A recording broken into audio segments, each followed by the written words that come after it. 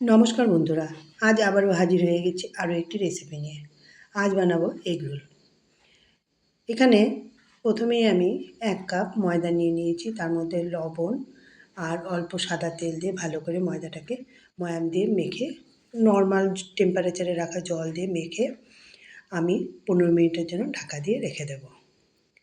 15 minute পর ঢাকা খুলে সেই ময়দাটার থেকে লেচি কেটে গোল গোল করে পরোটার মতন করে বানিয়ে নেব।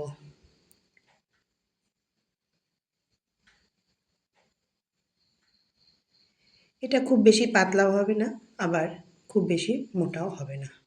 পরোটাগুলোকে বেলে আমি সাইডে রেখে দেবো আর গ্যাসে তাওয়া বসিয়ে দেবো আর তাওয়ার মধ্যে পরোটাগুলোকে দিয়ে প্রথমে শুকনো তাওয়াতেই এপাশ ওপাশ একটু ভেজে নেব আর ওপর থেকে অল্প তেল দিয়ে একটু লাল লাল করে ভেজে নেব। ভেজে নিয়ে নামিয়ে নেব আর একটা বাটিতে ডিম ফাটিয়ে নেব আর ডিমটার মধ্যে অল্প লবণ দিয়ে ভালো করে ডিমটাকে ফেটিয়ে নেব। আর যে তাওয়াটা বসানো ছিল গ্যাসের উপরে সেই তাওয়ার মধ্যেই আমি তেল দিয়ে দেবো আর তেলের মধ্যে সেই ফেটানো ডিমটা দিয়ে দেবো।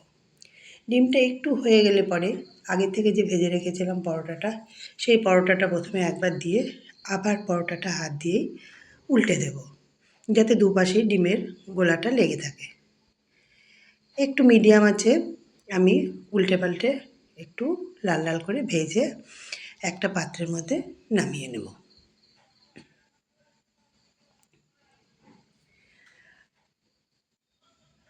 আর তার ওপরে টমেটো সস দিয়ে একটা লেয়ারের মতন বানিয়ে নেব।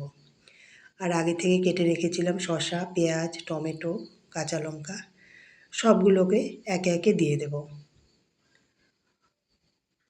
আর উপর থেকে অল্প একটু লবণ, স্বাদ মতো লবণ দিয়ে দেব আর অল্প চাট মশলা দিয়ে দেব।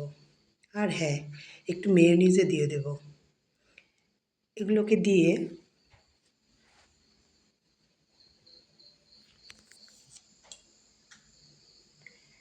একটু রোল করে নেব। প্রথমে রোল করে নেব এগুলো, পরোটাটাকে।